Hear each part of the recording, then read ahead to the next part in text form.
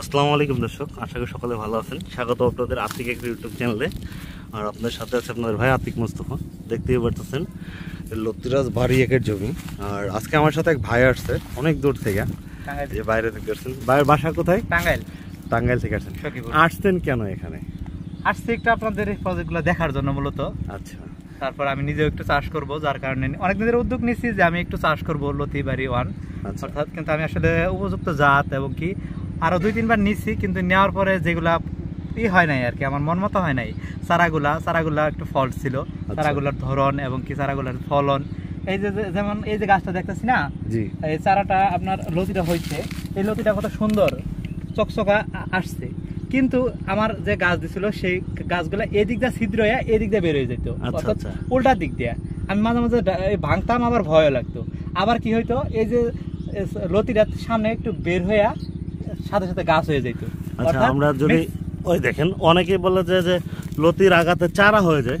এই দেখেন যে আপনার লতি দুইটা এখনো কিন্তু যথেষ্ট লম্বা হওয়ার সুযোগ আছে। ওর দুইটা লতি, এটা লতি কাটা হয়েছে আর চারাগুলো রেখে দেওয়া হয়েছে। যে অনেকে বলতে পারেন যে জমিতে এত চারা কেন, চারাগুলো আসলে বিক্রির জন্য রাখা হয়েছে, অনেক অর্ডার থাকে, এর জন্য চারাগুলো রেখে দেওয়া।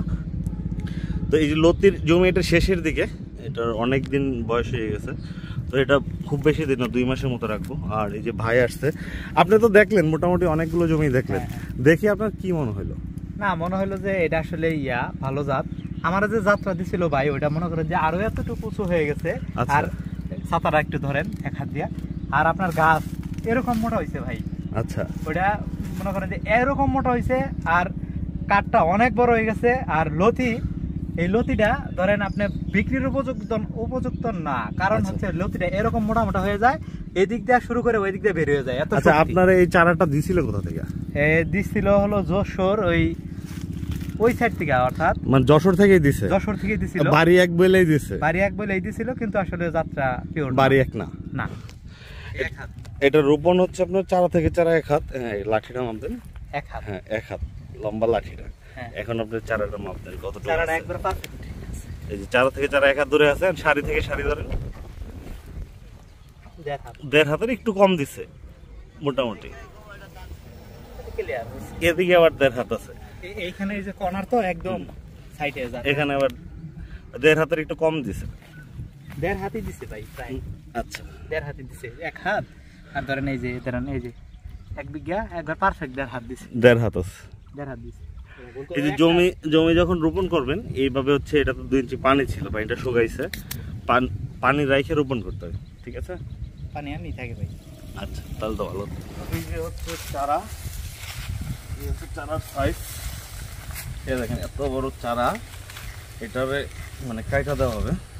এই যে এখানে রাখা হচ্ছে, আর কাটার পরে হচ্ছে এই সাইজ হচ্ছে, কাটার পরে চারাটা কাটার পরে এই সাইজ আসতেছে। এখানে আরো আছে, ওই যে বস্তা করা হয়েছে, এখানে কাজ করতেছে, চারা উঠানো হচ্ছে আরো। তো এই চারাগুলো যাবে হচ্ছে টাঙ্গাইলের অর্ডার ছিল, টাঙ্গাইলে চারাগুলো পাঠানো হচ্ছে। এই যে চারাগুলো যাবে হচ্ছে মানে টাঙ্গাইলে যাচ্ছে। এই যে কাটা হয়েছে, এই যে কাটতেছে, এই যে কাকা কাটতেছে, এই যে কাটা রাখা হয়েছে। এখানে চারা আছে, এখানে উঠানো হচ্ছে। এই যে বস্তা করা হচ্ছে, বস্তা করার সময় চারাগুলো এরকম যাচ্ছে আর কি। আর বস্তা হচ্ছে, তো যাদের চারা প্রয়োজন তারা হচ্ছে স্ক্রিনে দেওয়া নাম্বার আছে, ওই নাম্বারে যোগাযোগ করলে চারাগুলো নিতে পারবেন। আর চারার সাইজ সব কিছু দেখলেন। এই চারাগুলো রোপণ করলে 2 মাসের মধ্যে ফলন পাবেন ইনশাল্লাহ। আর যাবতীয় যা কিছু জানুন আমাদের কাছে জানতে পারবেন।